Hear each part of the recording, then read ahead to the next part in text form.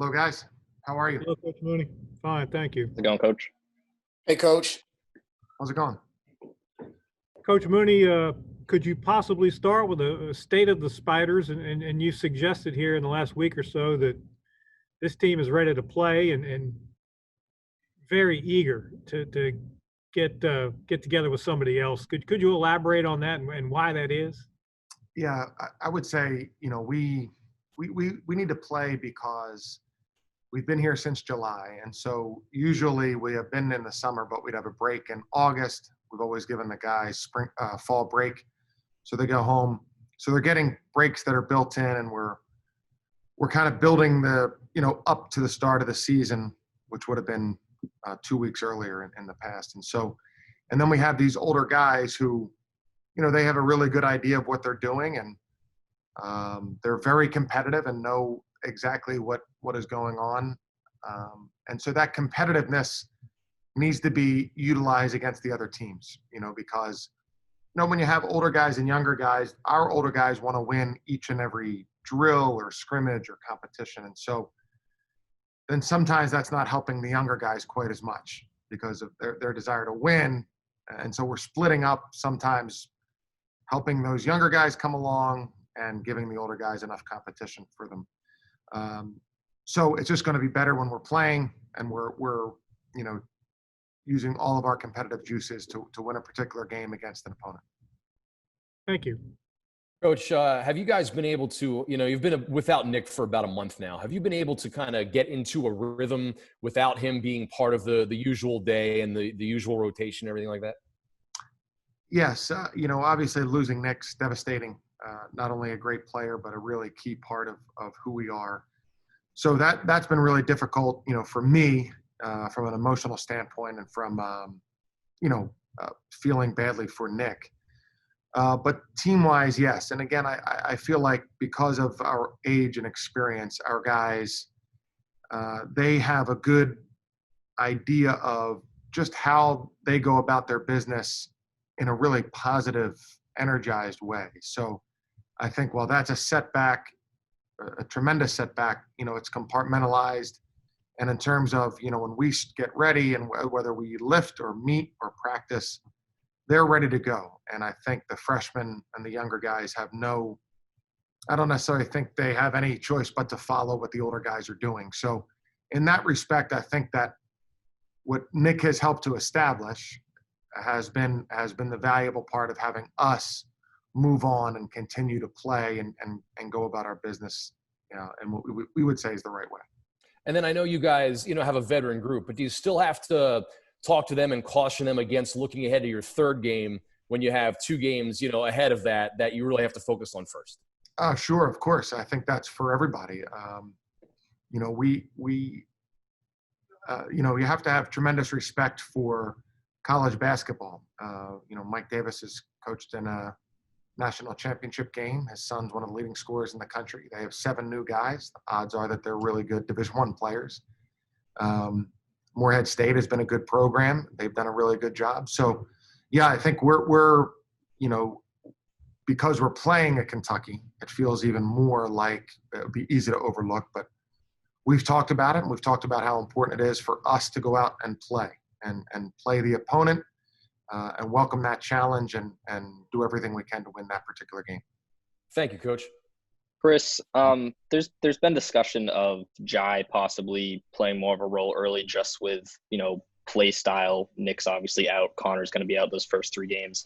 I had a chance to talk to him, and it sounds like the biggest thing for him at this point, full participation, is really just, game shape, game speed, getting up to speed. Where do you see him in that department in terms of just fatigue and being in shape? And could you see him play some extra early minutes without Connor? Well, yeah, first, Jai is a very good player, and he's been probably back full for maybe a week and a half. So that's not that much time considering he's a freshman. That was his first time with college basketball. But he's talented. He has a lot of the things that we really emphasize and look for as part of his game. So that helps. And I would say that he has an opportunity, like everybody has an opportunity to help us and to play. And I think because he is, he's competitive and he's also, very skilled and versatile. So, sometimes during the course of these games, you have to, as much as you prepare, you have a situation come up that you didn't anticipate or play, and his versatility would help us and could help us if those situations arise. Definitely. We've already seen, a few A10 programs, Fordham, UMass, St. Bonaventure have had to shut down with, COVID positives on campus at Richmond. These past 2 weeks alone have been their highest new case counts on campus. We've seen it explode across the country. Are you worried at all that whether it's this MTE early season getting played, whether it's, a game like UNI where you have that team go into South Dakota before they play you guys, what's your level of concern right now with getting all these games in as we see these spikes of COVID across the country? Yeah, extremely high level of concern. And that's what makes it difficult is you have to have a little bit more controlled enthusiasm for the start because, as we've seen in college football, a lot of games have been canceled. And I thought the Pac-12 last week when Cal and Arizona State was canceled, they matched up Cal and UCLA. And I think basketball is going to be able to do that kind of thing more easily than football, just with more dates available. You're not only playing on the weekend. So I know our conference is going to be ready to help us in those situations. But yeah, it's at an extremely high level of concern. And that's just another frustrating aspect of the situation that we're in. But I think that what we'll focus on is right now, Detroit Mercy, getting ready, making sure we handle our travel the right way, and hopefully we'll be there Wednesday night and the game will be on and we'll be prepared. And just to finish up, should there be any potential cancellations or delays, do you guys have any, whether it's backup dates or backup games kind of, as a plan B to quickly fill a game that you could potentially miss? Well, I would say, we have all the dates are backup dates and all of the opponents are backup opponents. It's just too, really, because we moved the starting date back by 15 days, that really threw everybody, and teams are just now finishing their schedules a week before. So because that happened, that has really put everybody on alert. I think that we have to be ready to be flexible and to potentially plug in a different game on a different date. And I feel like we will be ready to do that when it comes, but preparing for it, I don't know that there is a correct way to prepare for that other than knowing you're going to maybe have to do it. Thanks, Coach. Thanks. Chris, how pleased are you with your bench coming into the season, even without Nick and Connor through this first MTE? Yeah, great. I mean, we have a lot of good players and we have good depth and what I would have called tremendous depth before Nick's injury. But we have had guys coming off the bench. Andre Gustafson started a lot of games here, played a lot of games, is a very valuable player. Sal Caressi and Matt Grace have played in a lot of games, played a lot of minutes, and been important for us.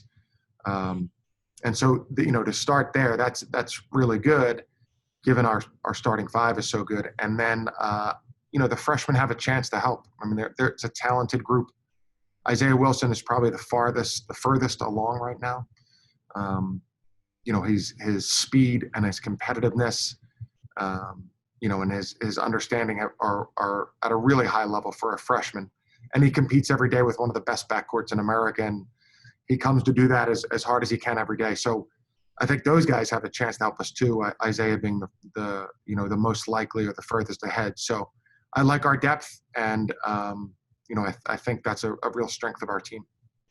And with an event like the MTE coming up next week, is there a thought or a tendency possibly to use your bench more with the fact of playing 3 games in 5 days? Yeah. So it's funny how basketball has changed. This would have been 3 games in 3 days years ago, not that long ago, really, or at least 3 games in 4 days. So I was really pleased that the Gazelle Group and Kentucky as the host decided to do it this way, because that makes it less a tournament or games about attrition and guys being tired, and more about teams being closer to full strength. So I'm not as worried about that, but I do think that having a good bench can really help in all of our games. And as playing 3 games in 5 days, it should certainly show up in that respect. Hey, Jacob, is there a carefulness required of the Spiders, as you go on this trip, it's been so long since you've played, a lot of pent-up energy, looking forward to Kentucky, of not overlooking Detroit Mercy and Morehead State. Yeah, for sure. Especially with the way our last first couple of games have gone over the years. Coach made an emphasis yesterday just to make sure that we're going down there for a tournament. You know, we're going to get the opportunity to play Kentucky, but we've got 2 games before that. We've got to focus on Detroit Mercy because that's the next game. Then we'll have to focus on Morehead State. So you can't try and look towards Kentucky because ultimately you're playing 2 games before you get to play them. Hey, if I can follow up, at least from your coach's comments previously, there's an eagerness to play that doesn't sound like it's been there in previous years. Would you agree with that? And is it just because of the timing? You're 2 weeks later than you should have started, or does it have to do with the way last season ended? Or Chris just seemed terrifically eager to play, and he thinks you guys feel the same way. Yeah, I'd say it's probably a combination of all the things you listed. I mean, you look at last year. I think we're still hungry. Still kind of disappointed how it finished, but you know, also the opportunity to play. You know, I don't think anybody's played in so long against anybody else. You know, we've been scrimmaging each other and going back and forth, but no real competition that matters. You know, so we're excited to get there, and overall, we're just ready to play. Thank you, Jacob, obviously everyone knows all the things you do aside from scoring the ball, whether it's from defense, facilitating, anticipating. But, you know, obviously Connor's absence in these first 3 games, you've already lost Nick. You know, it takes a hit. Do you feel any added pressure, particularly scoring the ball early without Connor and obviously without Nick for the season? Me personally, no. Like you said, I focus on just the overall game, trying to make sure everybody's involved, everybody's doing what they have to do. I feel like I just play the point guard position, and if it requires me to score, then I'll try and score the ball. You know, if somebody else is making shots, then I'll get them the ball. It kind of just depends on what it is. But I don't think with Nick and Connor being out, I don't think it's a personally Jacob Gilliard type of deal. I think it's everybody on the Spiders just got to step up a little more. Mm-hmm. So starting off the year with a really strong schedule, obviously Kentucky's your 3rd game, huge game. How have you and Grant as leaders kind of prepared? You know, you have some younger guys that are going to play bigger roles this year, like we said again with Connor and Nick out. Maybe there are going to be some freshmen that may have to step up early. What have you guys done to prepare some of those younger players for these big games coming up? We've just let them know that college basketball is hard. I think they've kind of realized it when we scrimmage and they get to go against the first group. It's not as easy as they think. I think everybody coming in thinks it's a little easier than what it is. But, you know, there's good guys at Detroit Mercy. There's good guys at Morehead State. So it's not just like Kentucky's the only team that has good guys, you know. So they just have to be ready to play. And just don't take anything for granted, you know. Every day's an opportunity. You just gotta prepare like that. And without myself and some of my esteemed colleagues here from the media sitting courtside, could we see you being even more flamboyant with the shoe game this year? We'll see. You know, I've been realizing, I was talking to somebody about it yesterday. It costs a lot of money, man. You know what I mean? You spend a lot of money on shoes, and bank's getting a little low right now. But we'll see. We'll see what I have for you guys. Hey, Jacob, it's been about a month since Nick went down. How have you guys been able to get into a rhythm? I mean, he was such a big part of your game last year. Have you guys been able to get into a rhythm, you know, just kind of working someone else in there, and Tyler, I would assume, and, you know, just being able to work well without Nick there and get used to that? I'd say, yeah. In practice, we kind of mix the teams up, so you don't really get to see the first group as much as you do in the games. But overall, I think guys have been stepping up. I think Sal's been playing really, really well. Tyler's obviously stepped up really well. And then you look at the young guys, they've been playing well. So, I mean, we have guys that have been playing really well in those situations. I think we're clicking right now, you know. Obviously, in practice, it's a little different in games. But as far as how we've been playing, I like it a lot.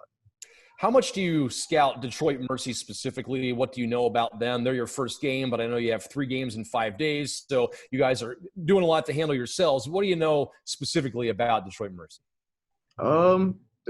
They've got a player who's really good. I think he's averaged around 25 in his first 2 years. He's definitely a player that we've got to key in on. They're going to be a good team. You got to focus on them because they're our first game.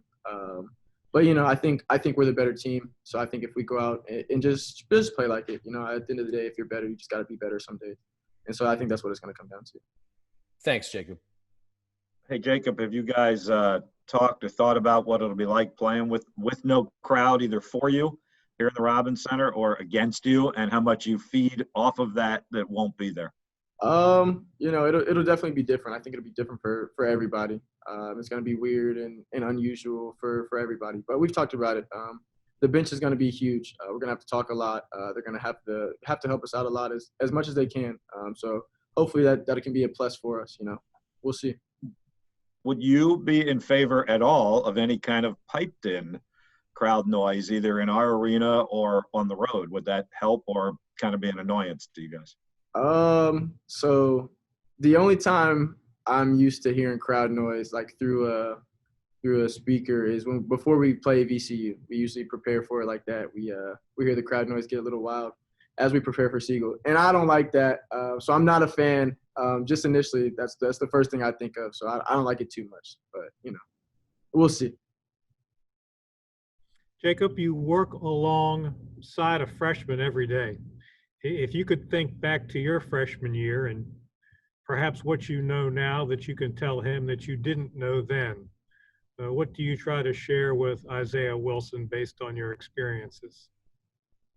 I don't think there's one thing in particular. I think I try and help him out every day. I was joking with Coach Jones about it, and he made a mistake, and Coach Jones asked me if I taught him that, and I was like, I only teach him the good things, Coach. But, I think the game gets easier as you get older. Right now, everything's pretty fast for him, and I think it's fast for all freshmen. But it gets easier as you get older if you prepare the right way. You have to get better. You can't just expect it to get easier just on its own. You have to get better as well. But, if you prepare the right way and you get better every single day, then the game gets easier for you.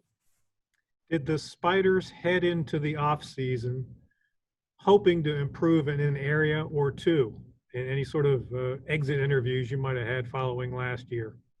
I think at the end of the day, we played pretty well, but I think, you want to improve on everything.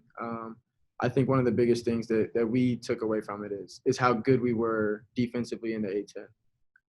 And I think we could have even improved more. So I think that was one of the things that we talked about as well.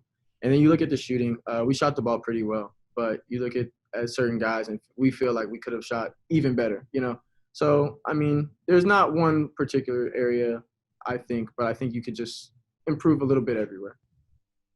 Jacob, obviously Tyler's been thrust into the starting role with Nick's absence. We saw flashes from him last year, but wasn't with the consistent minutes. What strides have you seen him make this offseason as he's prepared for a much bigger role? I think last summer, his freshman year summer, he was really confident. He was getting guarded by Thomas Rabinskis, and that could have been it. He was taking advantage of that matchup a little bit, but he was really confident. And then I believe once Nate started guarding him a little bit, he kind of shied away from that. I think he took it as he was a freshman and he wasn't going to be able to do some of the things on Nate when he is really, really gifted. Like, he's really talented. He can do a lot of things on any defender. But his confidence is really high right now. I think the game's slowing up, like I was talking about earlier. It slowed up for him a little bit. I think everything's getting a little easier. Guys, let's do one more for Jacob, please. Hey, Jacob, I'm curious about your team's depth. What do you like about the depth, specifically the bench? And do you anticipate maybe playing less minutes the first three to 5 games of the year? I'm hoping so. I'm hoping we can get out to a big lead and I don't have to play too much. But I'm expecting to play 40 minutes every night. That's just how I come in, preparing for every game, no matter what. But I do like the depth. I think we've got a little bit of pieces at pretty much every position. Guys that can play a lot of different positions. So I'm excited. Even with Nick going down and Connor not being there, I think we're still deeper than we have been in years past. So I'm excited for sure.